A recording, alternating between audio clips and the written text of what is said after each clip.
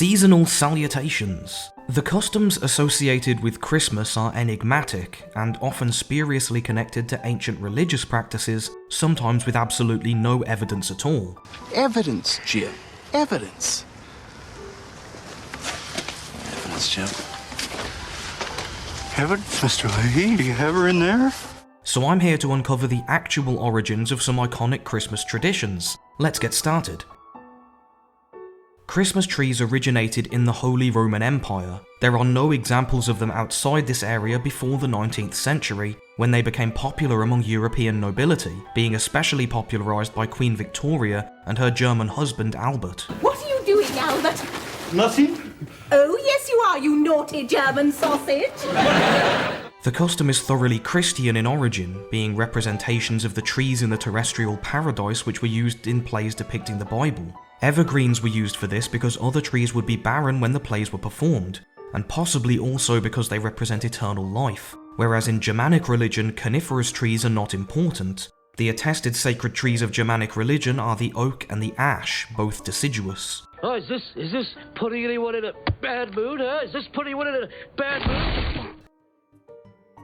The distribution of gifts in winter was a pre-Christian custom among multiple European cultures. It is attested as a Yule-time custom in Scandinavia, but its presence in Christmas probably stems from the Roman Saturnalia, which continued to affect the celebration of Christmas in other ways for centuries.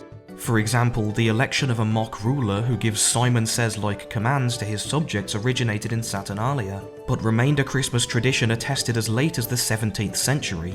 Saturnalia gifting customs specifically involved the giving of toys to children, which is not attested in the Germanic sources regarding Yule, making the former the more likely origin. Don't you worry, Mr. B. I'm hanging my sock up so Santa will come down the chimney. Mr. Baldrick, I guarantee that if there's one thing liable to stop Santa coming down the chimney, it's your sock waiting for him at the end of it. Public feasting and the sharing of food among the community was a standard aspect of civic sacrifices in Indo-European religion, so of course it was a feature of Yule as well. For example, it was required that everyone attending the King's Yule gathering in Norway should bring beer and food to share. However, a family-centered meal like the one associated with Christmas comes from Saturnalia, when households would gather at home to share a feast, and slaves were served by their masters. I mean, that's not what Christmas should be. It should be getting drunk and stoned with your friends and family, people that you love. Who here is drunk right now? How many people here are drunk besides Julian? In the Middle Ages in continental Europe, Saint Nicholas was considered the patron saint of children and was associated with the giving of gifts in December. He was depicted as a Christian bishop and nothing like the Santa Claus of today, and his repertoire of powers mainly involved duplicating wheat and resurrecting pickled children. I turned myself into a pickle! Not flying or fitting down chimneys. Meanwhile, in England, the figure of Father Christmas was not associated at all with Saint Nicholas, but he also had no association with presents or with children, instead presiding over feasting and drinking. So clearly the magical gift-giving figure comes from Christian ideas about Saint Nicholas. You know Santa and God aren't the same guy, right? Dad, you didn't know that? I mean, think about it. How would he get around the world in one night? Of course the same person, right, Bubs? No, Ricky. Santa and God, that's two different things. What? The reindeer were given to Santa in the 19th century by Americans, around the same time he was being merged with Father Christmas. The association of Santa with elves also comes from 19th century Americans, with Santa himself being referred to as an elf, that is to say, as a spirit. So it seems possible that this bearded old Father Christmas is pre-Christian in origin, but none of the features or behaviours attributed to him today are original. In Eastern Europe, the same situation applies to the spirit called Old Man Frost, who has had the attributes of Santa Claus applied to him following the 19th century. While relocating entire trees is certainly a Christian invention, the act of decorating the home with plants in general is far more difficult to pin down. It seems to have independently developed in various different places.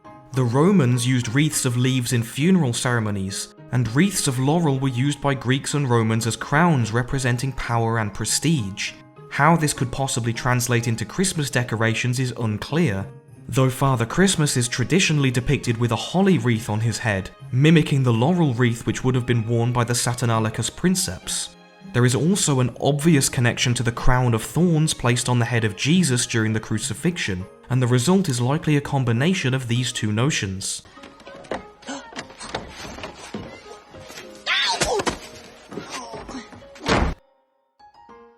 According to a statement on Wikipedia that gives no source whatsoever, the earliest reference to kissing under mistletoe comes from 16th century England. There is no evidence of it before the early modern period, and it presumably stems from the general breakdown of social norms that was associated with Christmas up until that time, influenced by Saturnalia as mentioned earlier. Alright, but the main thing is that it should be messy. Messy cake, soggy pudding, great big wet kisses under the mistletoe. In Germanic and classical mythology, mistletoe is associated with death, and has nothing to do with fertility or love. Yes, I fear, Mr. Baldrick, that the only way you're likely to get a big wet kiss at Christmas, or indeed at any other time, is to make a pass at a water closet. The tradition of going door to door in costumes and performing in exchange for donations is a very old one, at least medieval, and manifests in the form of wassailing, caroling, trick-or-treating, mumming, and morris dancing.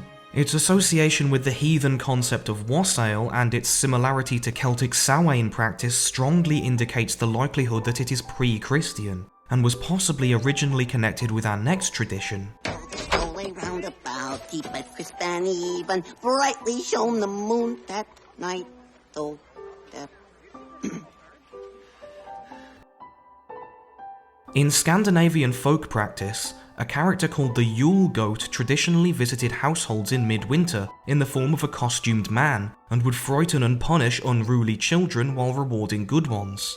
This is mirrored among the Alpine Germans by Krampus, a hairy creature with the horns of a goat who is a figure of terror for children at Christmas time. Just like the Yule Goat, men traditionally dress as Krampus and go around the town. The correspondence suggests that this creature is an adaptation of a pre-Christian Germanic figure. This is technically not a Christmas tradition, but this custom does originate from heathen Yule, when attendants to the Yule feast would swear oaths while touching the bristles of a sacred boar, which would later be sacrificed to Yngvi Freyr. In continuation of this, medieval knights are said to have affirmed their vows at the end of Christmas. So you're going to be a good boy then? No, absolutely. Would I lie to you?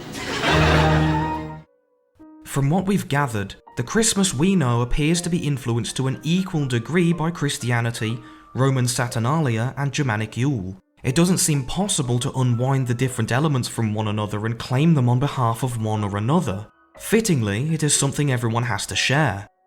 Thanks for watching, and have a merry day of Sol Invictus. We are free and fairly sober with so many toys to build. The machines are kind of tricky, probably someone will be killed. But we gladly work for nothing, which is good because we don't intend to pay. The elves are back to work today. Hooray! He's back at the trailer park by himself right now. And I'm gonna go back there with him and I'm gonna get drunk and stoned. And everybody in here should do the same thing. Get drunk and stoned with your families. If you don't smoke dope or drink, just spend time with your families. It's awesome. Merry Christmas. I'm going to get drunk and stoned with my friend Bubbles right now.